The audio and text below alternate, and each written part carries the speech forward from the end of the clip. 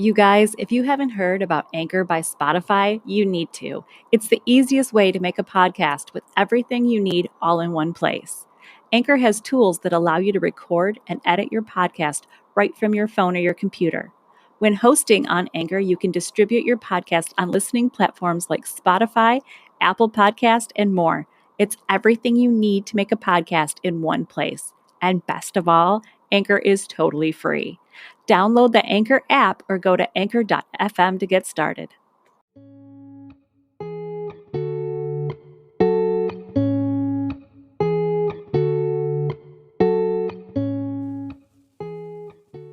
Welcome to Mimesis, a podcast about all the twisted ways that art and life imitate each other. I'm Sandra Schaefer-Zachary. And I'm Stacey Rourke, and I'm so proud of you. That was the did first it. time you did the opening all by yourself. All by myself without saying it 1,500 times. I know, 5,000. That's 1,500. 5,000. I can't count that high, I don't think. No, you can't. I can. Yeah. Not really.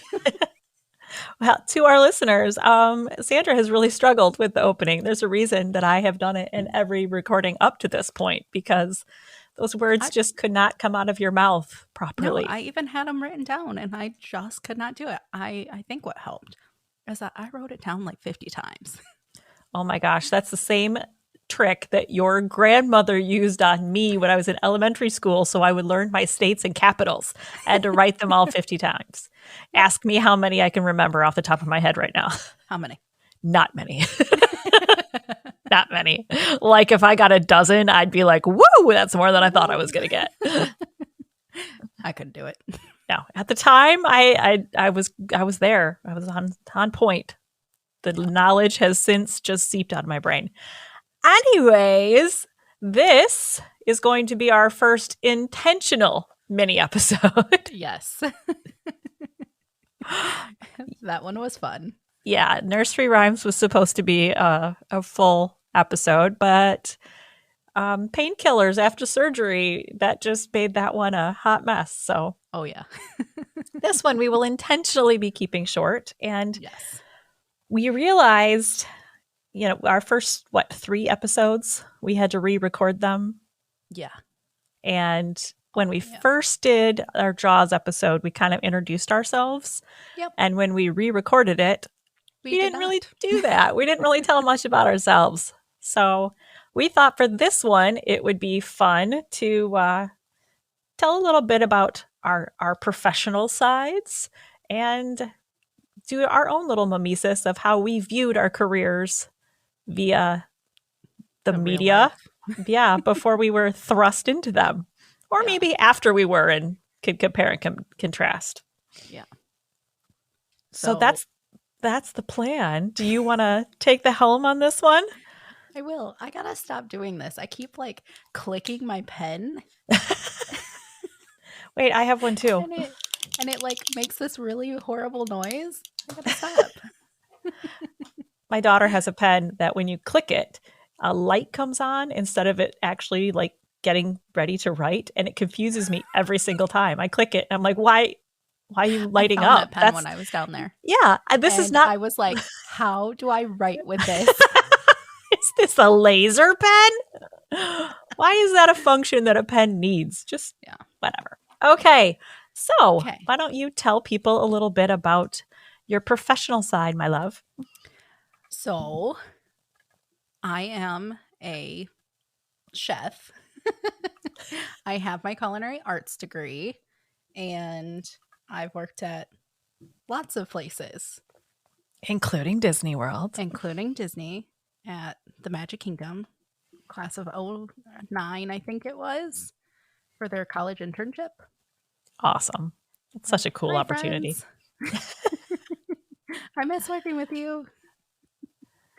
But then came back to Michigan and ran a cheesecake factory, which was a lot of fun. That sounds fun.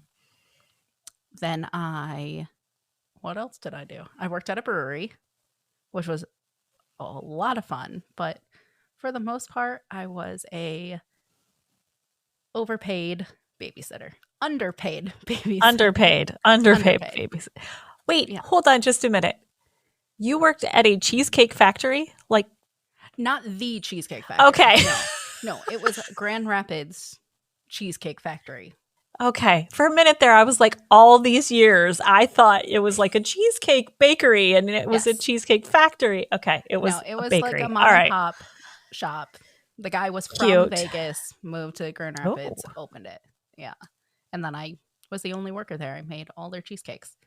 That's very 60 cool. different flavors. Or no, there was 30. By the time I left, there were 60. And now you enjoyed working there. I did. Yeah. I remember a lot of happy Sandy stories. Yeah. That was I really like baking and running a deli because there was a deli with it as well. And cute. The only time I didn't like it was I was by myself. So it got a little boring. Yeah. I spend most of my days working by myself. So yeah. I just talk to myself more than that. And that's a whole nother story we'll go into later. But I talk to myself. In your head? No, like I don't realize I'm doing it because I'm home by myself so much that sometimes I don't realize I'm talking to myself until I'm in public and I'm talking to myself and I'm like, well, now you look nuts. So yeah, I get that. Yeah. And then you moved to the brewery from there, right?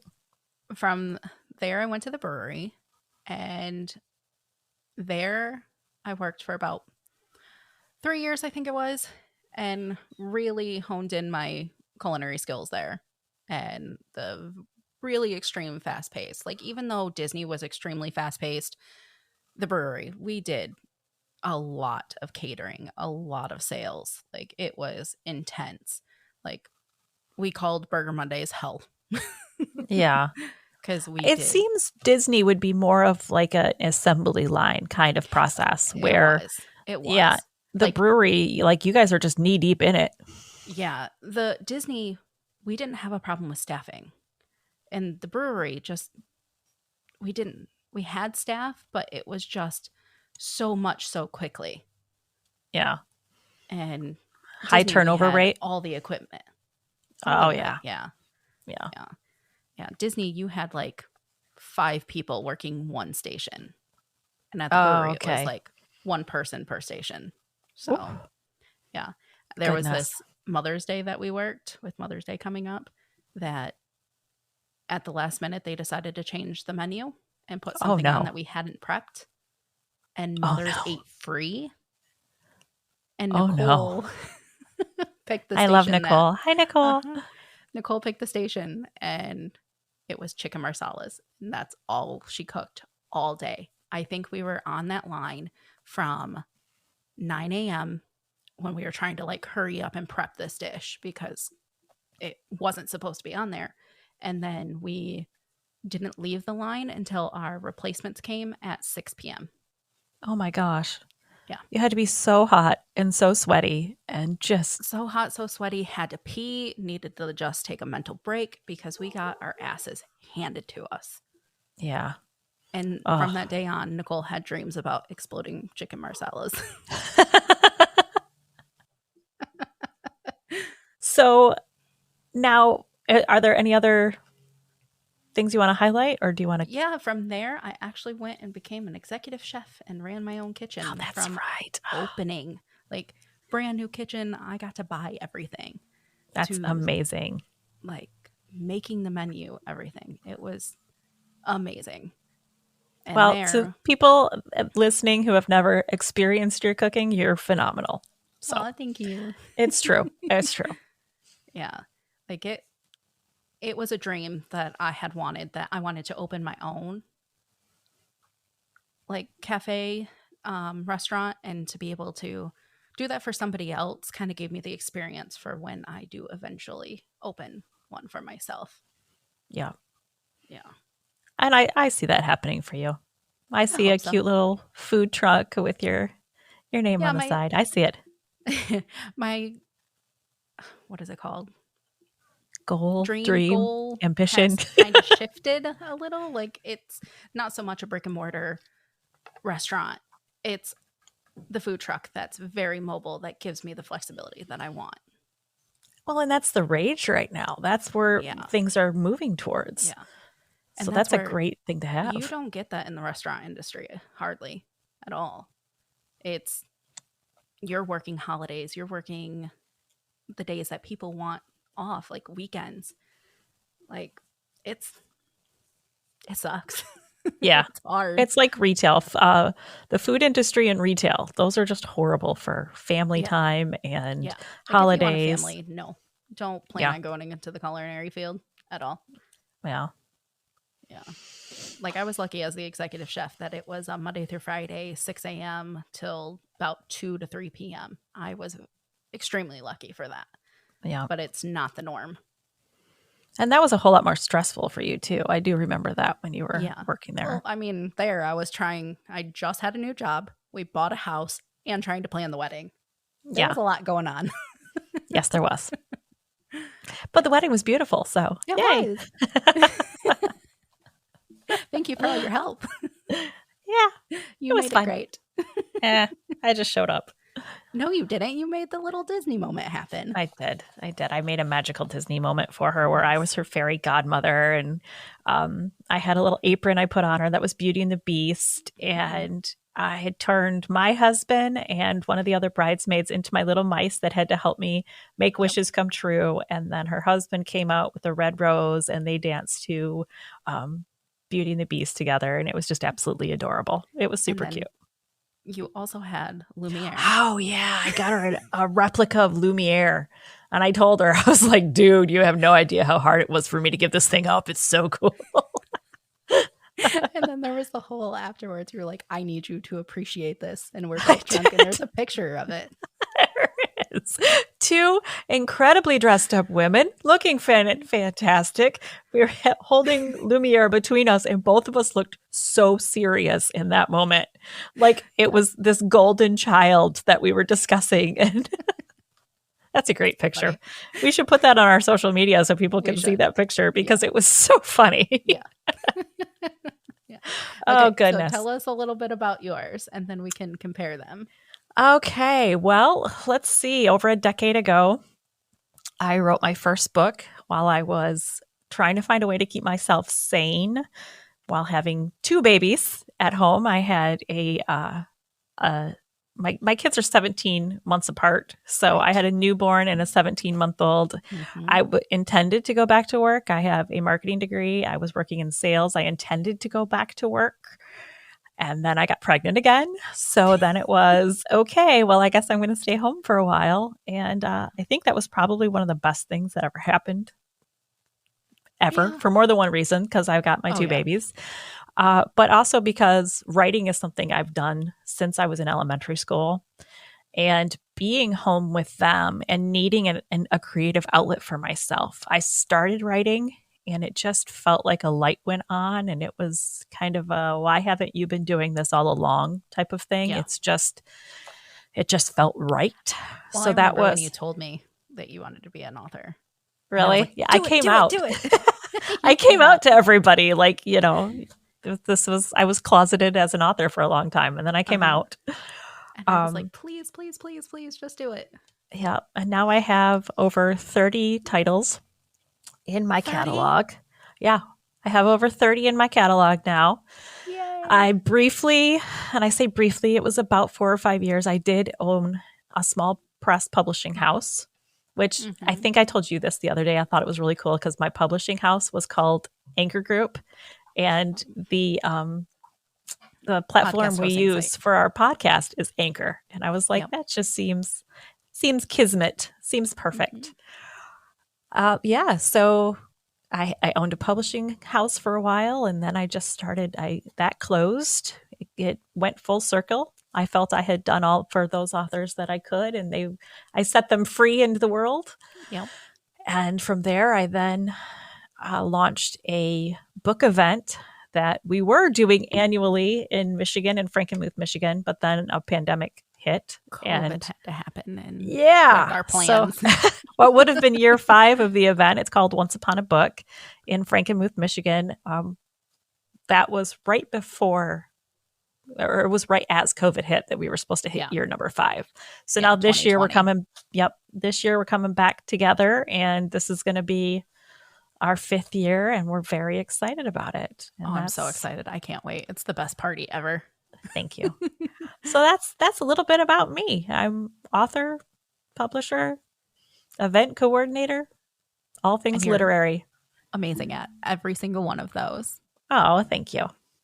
And I didn't even have to pay you to say that. No, not at all. This is all said with love and actual admiration. Is that the right word? It was. Okay. Or I'm going to go with it. I liked it. I thought it was a good choice of words, so let's go with it. Yeah. Okay, so go ahead. No, I was just going to say it's met with the utmost respect. You are amazing at literally everything. I love your books, the parties that you put on for Once Upon a Book, and getting all the authors. I love buying all the books there. Big reader fan. So it's amazing what you do. When I first started putting together Once Upon a Book, I told Jay, my husband, that I considered it me actually marrying my work. And I know that sounds horrible because people say they're married to their work, and it sounds bad. But I love what I do so much that when I put Once Upon a Book on, to me, it's a celebration. It's a celebration of a community that I love. We consider everybody that goes and joins in this part of the tribe of people that live and breathe books.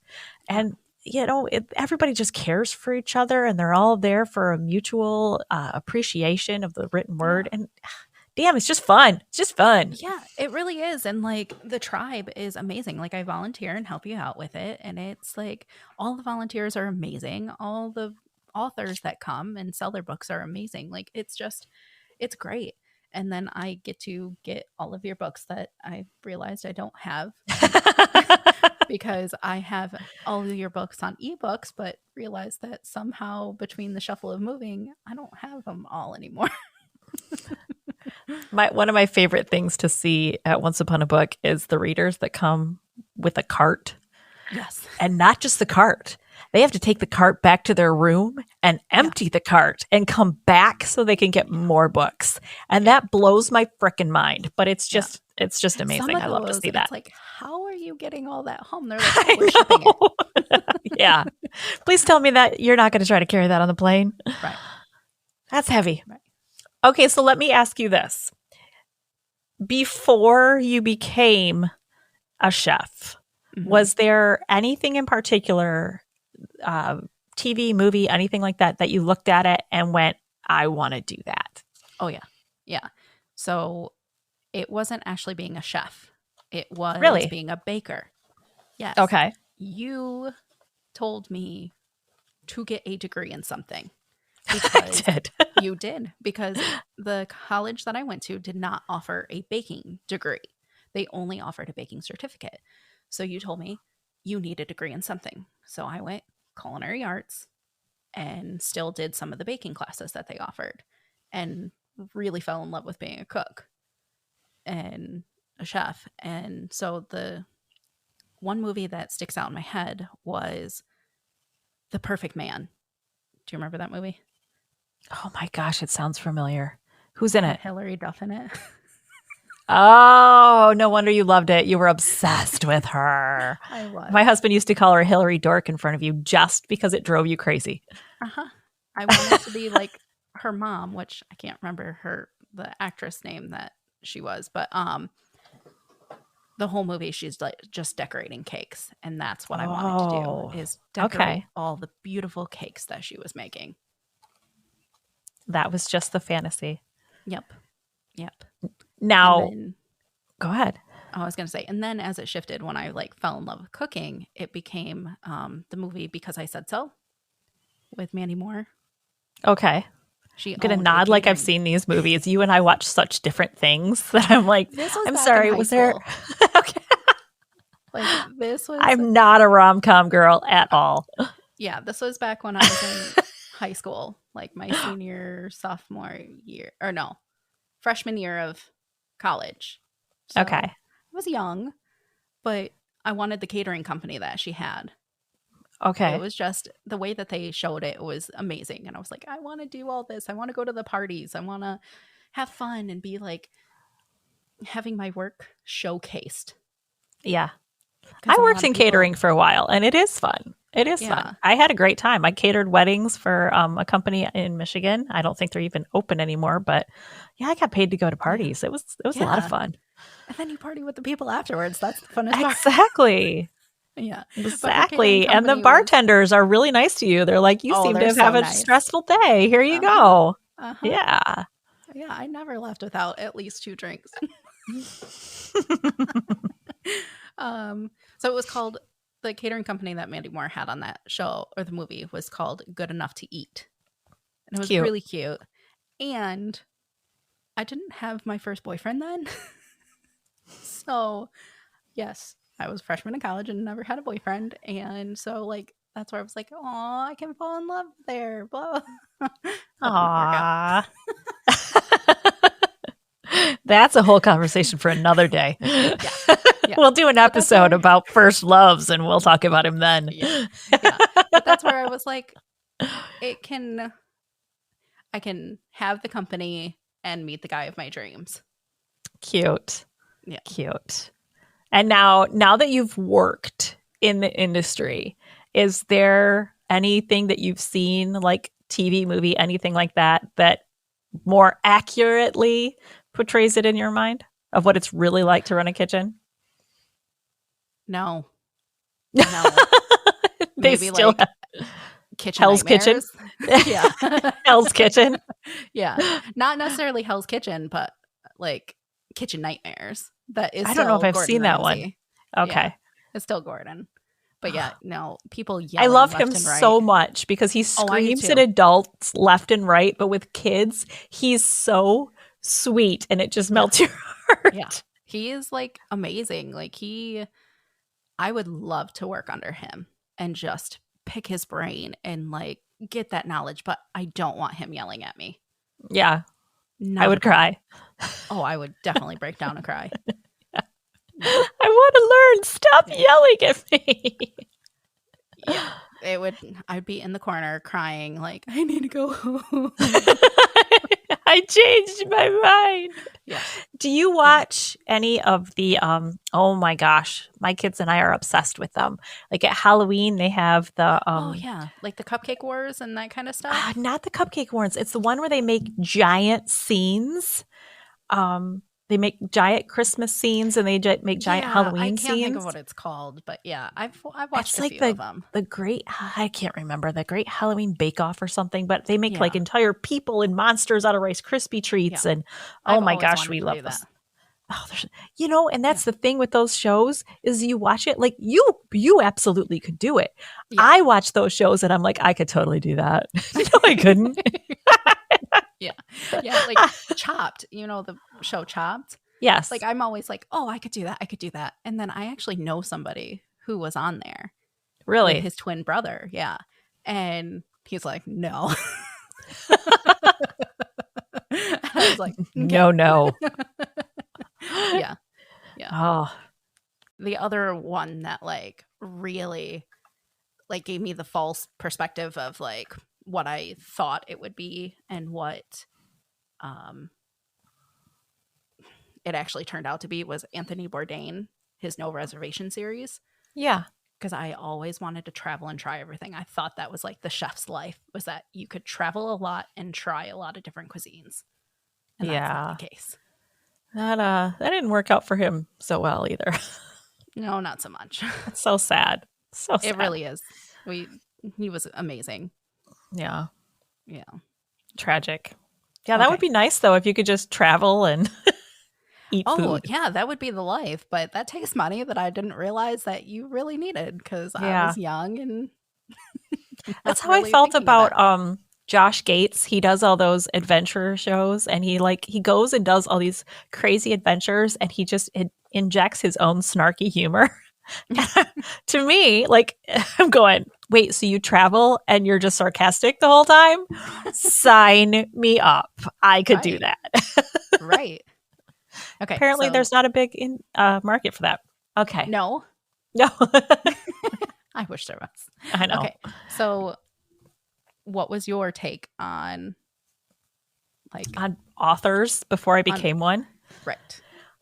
You and I touched on this briefly before we started recording, and I had a view of authors before I became one.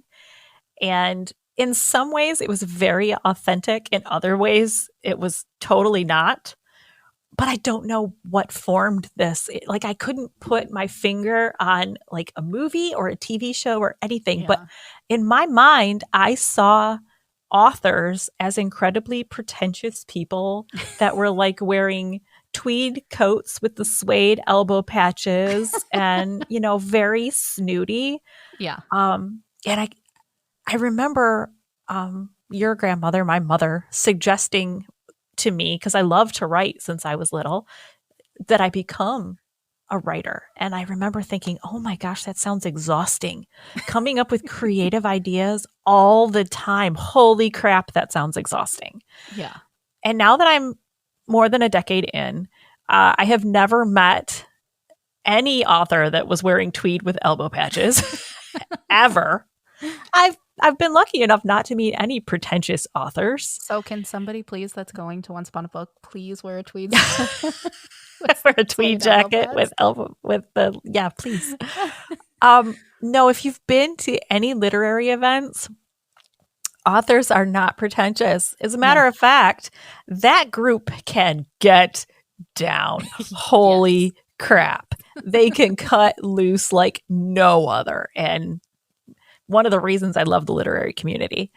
But the part about, wow, it sounds exhausting, it absolutely is. It absolutely is. Like your brain, you can't have a day where you're just kind of slacking off. Like you have to be in it, otherwise your writing's going to suffer for it. So in that aspect, I was right there. But I think other things that I saw as I was writing my first book and starting to get more into the industry, I remember that's right around the time when Sex and the City was a huge show. Everybody loved that show. Loved it. Do you remember Carrie's book launch party? No.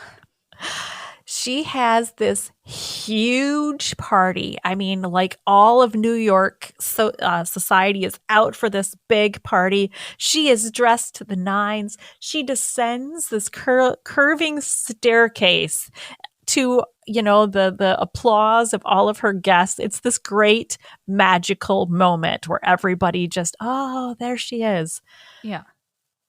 I've released 30 some books. Never have I descended this curving staircase to celebrate the launch of a book. As a matter of fact, most launch days, I don't put on pants. I'm usually in my pajamas on my computer screen all day long, trying to get shares, likes, follows, trying to get the buzz for this book out. Market it. Yeah, it's exhausting. And it's nothing like that. It's juggling everything, trying to get the word out.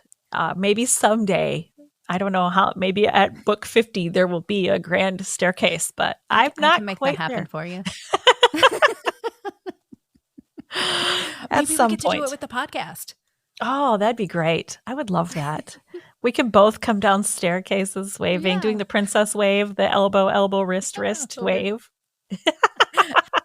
So I didn't have the Carrie Bradshaw book launch. There is one show, and I loved the show so much, but the way it portrayed the literary field drove me frickin' insane. Oh, did they get it wrong? It was Jane the Virgin. I've never watched that. It's a great show. It's fantastic. I love it. I get that it's a telenovela, so it's supposed to be very over the top. I get that. But Jane writes her first book and now, she's got a big book deal and, this is happening and now this is happening. And I'm like, that don't happen. Yeah, no.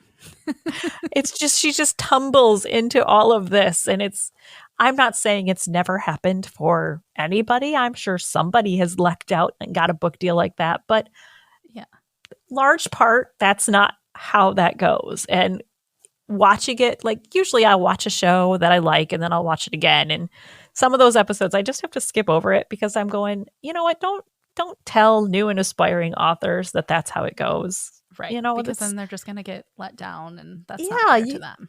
you got to put a lot of work in. You got to build your name. You got to build your brand. It's exhausting. Don't tell people you're just going to stumble into this. That's not authentic. Another thing that I've seen in a lot, and I mean countless movies and TV shows, is you will see an author signing their book and there's always a line out the door. Yeah. All the time. And I've seen authors that have had that happen. I've been at events where an author had the line out the door and around the corner. Absolutely, that does happen. I have had a lineup of people at my tables, never that long, but you know, I appreciate every single one of them. Yeah, I don't care if it's 4 people deep. I have a line, and I appreciate all of you immensely. But another thing that I would want authors starting out to realize is your first few book signings that you go to, not more than your first few. I still have to do it at ones that people don't know who I am. Yeah. Every single person that walks by, you're having to pitch your book to everybody that walks by. It's not just that all of a sudden you have a line out the door. You need to be ready to pitch it, have 2 or 3 lines to sell your book. And again, it's something I wish that TV movies would show is, you know, what it really looks like. Yeah. Because you have to really have the marketing down to be able to even pitch your book. Because if you don't give them something that they're interested within like 2 to 3 lines, they're gonna walk away. Yeah. You know what? Even if it's a phrase, even if it doesn't have to sum up the series. Corpse Queen, it would be something like Beetlejuice meets The Good Place. You know, something like that. The Corpse Queen is one of my books. I realized I didn't state that going in, but it's one of my books. We've talked about it before. Yeah, you have to have something quick and quippy to catch their attention. My book, Crane, a modern day spin on Sleepy Hollow. It doesn't even have to sum the whole story up, just something to grab their attention quick before they just stroll on. Right. So yeah, that's something that I wish. Covers as well. They are very eye-catching. Thank you. I have nothing to do with that. That's my very talented cover artists that do that. You have to okay them though, and I do, and we come up with ideas, and it's really funny for my Death Digger series. Everyone is a hand in a different position, and my cover artist Melissa Stevens, who's absolutely brilliant, but her and I have sent pictures of our hands back and forth to each other, where it's like, this pose doesn't work. What do you think of this pose? It's the fact that neither of us have sent a picture of our hand flipping each other off just to be funny really just blows my mind. Because that needs to be the last book. That needs to be the last book. Dead and over it. And it flips. Yes. There you go. I love it. That's fantastic. Melissa, I have an idea for the last book. There you go. That's cute. We created on the podcast. We did. Oh, goodness. So what about podcasts? Have you seen any TV or movies or anything about what to expect in a podcast? No, not really. I know. We're just completely flying blind. Yeah. I mean, the only thing that I can see that like are podcasts that I listen to, and they're very successful. And like, oh, that was another one. I used to watch Georgia Hardstark on Allie and Georgia. Oh, and she's part of your podcast you love so much. Yeah. What's the name of it? My Favorite Murder. That's right. With Karen and Georgia. But I had not met her, like that would be awesome. But like I was introduced to her before when I would come home from college and come and sleep on your couch.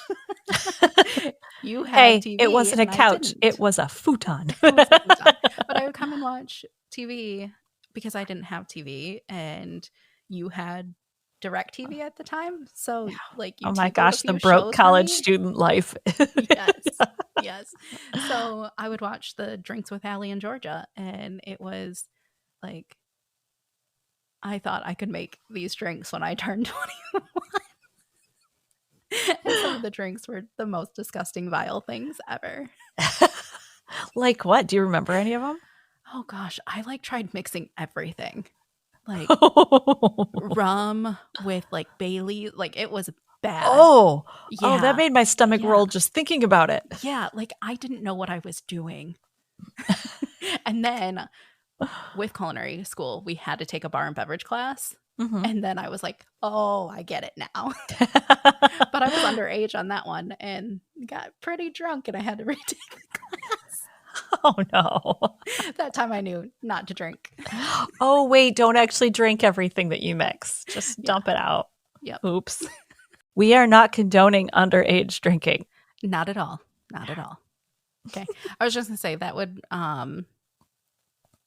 like, she went from cooking to podcasting. Yep. And we can make this happen. Absolutely. We're making it happen right now. We are. And I think this is the first time we've really opened up about ourselves. Yes. On the podcast. So I hope you guys find us somewhat entertaining now that you know a little bit more about us. I hope so. She cooks. I write books. Yes.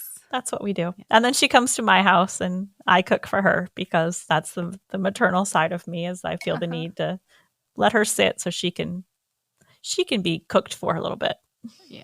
But I like cooking, so I know, but I like skills in cooking for you too. What did your daughter say the last time I was there? Which time? I don't know. I was heavily medicated. Oh yeah, you were heavily medicated. Oh, I made her breakfast one morning, and I made her scrambled eggs, and she's like, "These are the best eggs ever." She did. She was like, "My mom's good eggs are okay. These are amazing." Well, then she asked me, like, not really asking, but asking to make you. I'm hungry. Okay, what do you want? Do you want this? Do you want this? Do you want this? No. Do you want me to make you scrambled eggs? Yeah. Yeah, she can't just ask for it. No. I need you to guess what I want. Yeah. That's a teenage thing. Oh, it is. It is. It absolutely is. We're also going to do that. We're also going through the one of them will be in a mood. What's wrong? Nothing. And it's like the most like over dramatic, like nothing. And then you have to decide, is this one of those moments where I need to pry it out of them or do I just step back? So we're still trying to figure out what moment is what? When do you press? Right. When do you let them go? Right. When do you give them a cookie? That's what I did today. I'm so jealous of those cookies. I know. We went to crumble cookies for the first time. Oh, and here's another thing. We're totally off topic here. You walk into that and they have the cookies like on display and they have the calorie content right above them, like in big letters, right? Right. So it's like this big ass cookie and it's like 90 calories, 110 calories. What? And my ass is like, I'm eating every bite of that cookie. But I didn't because I wasn't like hungry right then. But I'm like, later tonight, I'm eating every bite of that cookie. And then I went on social media on my own Facebook page and I posted a picture of the cookies. And somebody showed me this like device that you can get specifically for the crumble cookies that like breaks them into sections. And my brain was like, well, why do you need that? So then I looked. Because one of those cookies is 5 freaking servings. Oh my goodness. So that 90, 100 calories is like one little sliver of that cookie. Yeah. Oh my goodness. Yeah. But okay, so you know the display right there in crumble cookie? Like that's what I wanted my bakery to look like. Cute. With that display. Yeah. Cute. Now, we talked before about the stuff that you put on the food to preserve it. Would you make those and then preserve that so it'll last through the day? Or no. You just make the cookies and set them out? Yeah, do it Amaret style. Where it's like a refrigerated case. Oh, okay. That way you can just have them out and put more in. Okay, that makes sense. Yeah. These weren't refrigerated. These were just on the counter. Oh, okay. So, but it also... So I want mine to look like Amarets at Disney. Okay. Which, if you've never been to Emirates, they have huge displays there of all their desserts, and they actually have some of the bakers behind the scenes making them when you walk in, and it's just phenomenal. I could stand there and watch them forever. Mm-hmm. I think I have.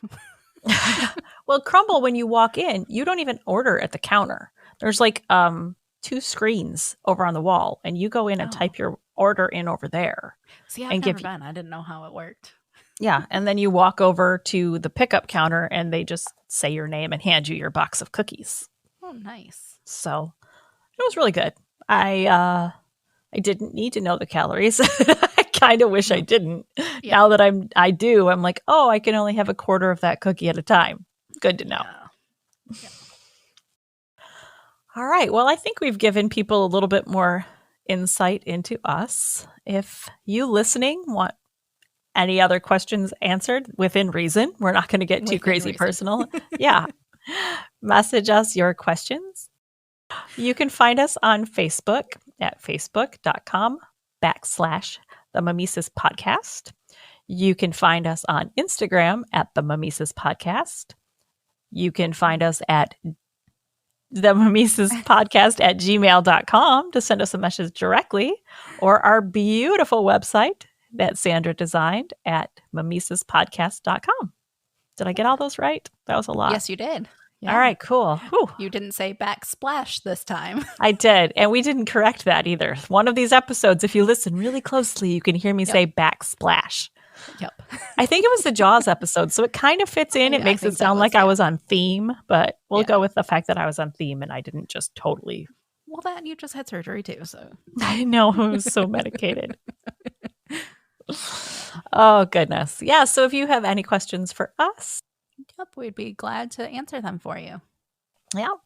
Any show ideas, any episodes in particular that you would like us to consider, send them to us. Otherwise, we will see you next time. Our next one will be another full episode before we do some more minis. All right. Until next time, I think that's all we got for these nice people today. Yep. All right. Bye.